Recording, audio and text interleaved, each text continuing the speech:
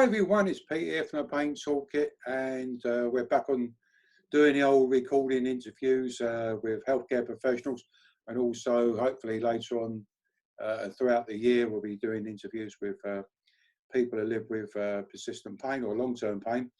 But I'm pleased to welcome today a physio that I've known off of social media now for, I don't know, 2 or 3 years. His name's Mike James. Good morning to you, Mike. Hi, Pete. Thanks very much for taking part in the Pain Toolkit Zoom interviews. I think I'm trying to use more doing this technology business now rather than zooming all over the place. Like people say, "Oh, where are you off to now, Peter?" I mean, mate, you don't just travelling gets me down sometimes. So, I'm just going to use technology to, hopefully get the word out there. So, James, I'll tell you, sorry, Mike, what would be really useful if you was to tell the viewers, what do you do? What is your, I know you're a physiotherapist, but what do you actually do in physio land? Yeah, no problem. So right now I have pretty much 2 jobs. I am part of a team. We run a company called Sports Injury Fix, which is an online platform for therapists to have a support network to help them grow their business and their clinical skills, but also for the public to find therapists that can help them. And then the other side of my life is my own sort of little physio business called the Endurance Physio, predominantly working with endurance athletes, but also other people who need my help and services. And a large chunk of that time is taken up doing online stuff and teaching courses to help people help themselves. Okay. Mike, when I saw, I'm not sure how long we've been sort of following each other on social media, but when I saw your Twitter handle or Facebook handle, sort of endurance, and I'm thinking, I'm not really a sports dude. I go down the gym and all that sort of stuff, and I like watching sport and everything, but endurance, I mean, how is that sort of going to work for me, sort of thing? But, once I actually thought it through, a lot of us people with long-term pain, it's our pain is enduring. It's sort of it's not short-lived. It's like the marathon sort of thing. It's long-lived, and as I've seen it over the years, is that for me to have some sort of quality of life, I need to build up my endurance to enable me to live a more fulfilling life. I mean, what's your views on that? Absolutely. The moniker and all the social media handles were originally invented because of endurance sports being the target audience. But I think as I grow as a clinician as well, every facet of what we do in healthcare is a marathon, not a sprint. And whether we're talking, particularly in this case, it's the self-management of people in persistent pain, then it certainly is one of the skills that people can succeed with, is the ability to endure and have endurance to the things that can help them. So it certainly is a word that can translate into whichever sort of facet you want it to. And I exploit that sometimes as well, to be able to cross boundaries away from what my mainstream marketing sort of plan would be. I think the other things I've seen that you posted on the social media about sports and whatnot. I think a lot of us think, oh, we can't play sports, and but I think we can. I think one of our problems is we lack confidence to go out and try new things. I mean, years ago, I never thought I could get back on a motorbike, but I thought, well, for me to ride a bike, I've got to build up my stamina, my muscles, and stuff like that, and. But a lot of it's confidence, because we've gone from that being a can-do person to becoming a can't-do person. So when you see people come to you with long-term persistent pain, where do you start them off from? I mean, is it you start them off from a low point and gradually build up? I mean, how does it work? So I think important thing to note is when you said about going from can-do to can't-do sometimes, then acknowledging that previously in recent decades, we've been responsible for a large chunk of that. You've been told, unfortunately, by too many healthcare professionals, you can't do things, you shouldn't do things, that these things won't be helpful for you. So we've created something there, and it's our responsibility to help create the flip side of that now. So one of the biggest things I do with people in persistent pain is listen to the journey, listen to the narratives of how they've got to where they've got to, and then together try and help facilitate how we can change those attitudes, beliefs, and then the function side of it. Now, although I may use concepts and principles that are similar between patients, the biggest thing is to make sure that although I might use the same ingredients, every person in front of me gets baked a slightly different cake. So it is just trying to help over a period of time, and that period of time will change depending on the person and where their journey starts and where it is right now, to try and help you understand and believe, I guess, that getting a can-do attitude and a can-do lifestyle is achievable. Derek Griffin did a really great podcast this week, which is a real strong episode to listen to with the Physio Matters guys. And Derek's whole message was really simple of trying to facilitate the change in someone's thinking, then allows you to almost work out what that individual needs as progressive steps to get there. It's no point us trying to tell you what you guys need to do, or the things that, you know, day one we're going to do this, day two we're going to do that. Let's work out what works well for you and how best to implement it with you. You know, Michael, some people bring your head, your body are full of later. You know, Yeah. because you got this pain in a physical sort of sense, but you know, I think you've got to sort out the engine room first. You know, because we've, you know, I mean, where the hell did these all these dodgy? I mean, this came up on Twitter last night, and about the the poor messages that people get from healthcare professionals. I sort of said, where the hell do where the healthcare professionals learn all this old stuff? Like, you know, I mean, do they learn it? I'm sure they don't learn it at med school, I mean, or physio school or whatnot. I mean, so where the hell do they come up with all this stuff? Like, well, yeah, well, you've got that. And, I mean, years ago, Mike, I was sort of said, you've got a spine like a digestive biscuit.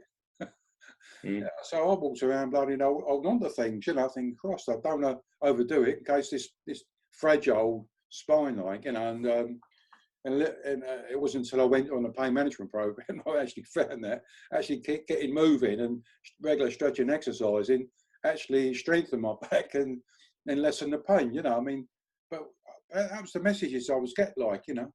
Yeah, and I think with the greatest of intentions, there was probably a time that was what we were taught, that was what we believed. So there's a real accountability on our side that some of these people haven't developed their thinking and changed the narrative as that evidence and the learning has changed our side. I think it's right and correct to admit that there's probably a bit of laziness some side of our fence as well. One of the biggest things I've done in recent years is change the way I work to facilitate having more time with people. I spent a little bit of time in the NHS, and part of that was working in a GP surgery. And we were churning through 20 patients a day with a 10-15 minute slot. It didn't matter how much I was trying to help people with the correct advice. I just didn't have the time to listen properly, to make sure that those people understood what I was trying to explain, to let them ask the questions they needed to ask.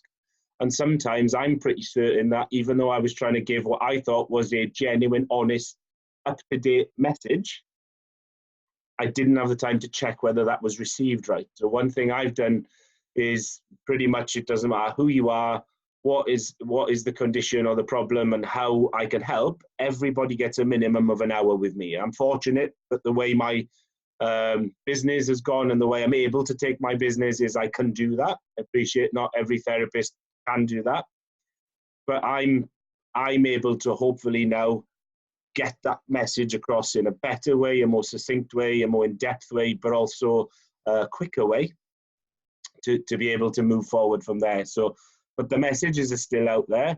I think social media is fantastic for helping people, but also it needs people to give things due diligence. There's too many people are happy to quickly take a bite-sized chunk of information or a quote from someone or something without really understanding its nuance and its context. And then they start spreading that message to other therapists and to patients. And it's not quite the full message we want. Certainly with the emergence in recent years of pain science and pioneers like Lorimer Moseley, David Butler, I have heard some of their work absolutely butchered by people who genuinely are trying to help someone, but they've just not quite taken everything on board and relayed it as it was meant to be relayed. So as with almost everything these days, the answer lies in communication. And that's probably where these messages came from, was poor communication, are still floating around because of poor communication and really can only be fixed by better communication. I think sometimes the old personality gets involved in everything. And a friend of mine many years ago, 30 odd years ago, you know, I was at a meeting once and I said, God, what a plank this dude is like, you know. And he said to me, he said, you know what, Pete? He said, listen to the message and not the messenger. Yes. That pulled me right up, and I thought, yeah, because I've been, you know, I started turnip back in them days, and you know, I was being judgmental of how the person looked and what, you know, and how they were saying it. But the message, when I actually took away that bias, I suppose, when I started to listen to the message, mate, I mean, it was gold dust, like, you know. Yeah. But I was people are people, really, and I guess, you know, well, I don't know how you change that, you know, and I just think we just keep, you know, pumping away at it, really. So listen, I don't want to, as I said to you earlier on, I don't want to go on and make it a feature film on these sort of videos. I just want, you know, keep it short. We can come back. I'll tell you one thing I'm going to promise you though, that when I'm down your way again, I need to hook up with you, because I think when I need to do some other filming with you to actually show people what you're doing, like, you know. Absolutely, yeah. If we could do that, organise that if and when I'm down your way. So what would be, okay, so I'm Peter, the novice self-manager, or I'm interested in self-management. So what would be your take, or so, okay, let's wind it back a bit. Let's say, for example, you know, you've never seen me before, and what would be your key take-home messages to me, so that when I walk out of your lovely room there, your treatment room or management room, whatever you want to call it, that what would be your key messages that when I'm walking out and thinking, do you know what, I think I can do that? So I think and at the end of every first contact I have with someone with persistent pain, pretty much there's 2 or 3 things that I want them to believe and trust me as they leave. One is that we'll work together as a team, and I'm really there as a facilitator, not a doer. The days of me doing something to you or me fixing you have long gone. I'm there to use whatever skills and experience I've got to just help you. If they take that one home, then the rest we can work on later. That's the key one. I think the second one is just, I want them to be realistically ambitious. So can we make a change to make your life more positive? Probably, and I'm pretty certain we can to some extent. Will we get you pain-free, and how quick will it take? We don't know. The probability is that we may not get you pain-free. So we just set those realistic sort of goals that we don't know what we'll get to, but we'll try and get somewhere. And then the third message will be that to get to that destination, we're going to probably have a few bumps in the road. We'll probably have some setbacks, but we'll deal with them. We'll make them positive experiences to learn from, because setbacks will continue past the time that we spend together. And it's just as much help to help you deal with the setbacks as it is to move forward. Those would be my big 3 things from the session 1. But then it's also probably important to state that message, those 3 points, are continually reinforced as we move forward. But yeah, we're going to work together. We're going to try and facilitate you improving, rather than you know, the key thing that any patient of whatever background comes to see me is it doesn't matter whether you've seen 1 or 1,000 healthcare professionals. The only expert in you is you. You know yourself and everything about you better than anyone else can. So for us, our side of the fence, to not tap into that resource by listening and empathizing and communicating with you, then we're on a lose from the start. So using you to facilitate improvements is the key message. You know, Mike, I'll tell you what, mate, I'll be honest with you. If I was in that room with you now and they were they're the key message I'm going to get, I'll be back. I'll tell you what, I'm not sold on it, because that gives me hope. You know, and then I think, you know what, I feel like I'm with a dude here who can really, he's got a good idea what the hell I'm going through, but we've got a plan. You know, so I think a lot of us when I was up in Lincolnshire last year doing some workshops, and I used to ask the people in the audience to say, hands up who's got an action plan, a rehab plan. Not one hand went up. You know, and the old saying, if you don't know where you're going, it's unlikely you're going to get there. Absolutely. You know, so to me, you know, it's all about moving forward. And that's what I say to people now, you know, what's your battle plan? How are we going to move forward? Hey, Mike, it's been totally groovy. And I'll tell you, I love the baseball work, dude. Yeah. You're not down with the kids these days unless you got that on. Yeah. I'll tell you what, I had my old banger on, like, and I thought, bloody hell, when I see you with the old baseball, I thought about going to put my Harley one on. And listen, stick around. I'm just going to hit stop the record button and I'll come back to you in a minute. Thanks again, Mike, for taking time out to do the video recording this morning and the interview. I think you're awesome, dude. And we've got Jack Chew this afternoon, so he won't have seen this. I'm going to put it on Twitter, on YouTube in a minute. But he's got a big one to top this, but I'll let him know that. Well, if there's a man who can fill those boots, it's Jack. So okay. You'll be fine. Cool. Nice chatting, Pete. Yeah, cheers, man. Stay there.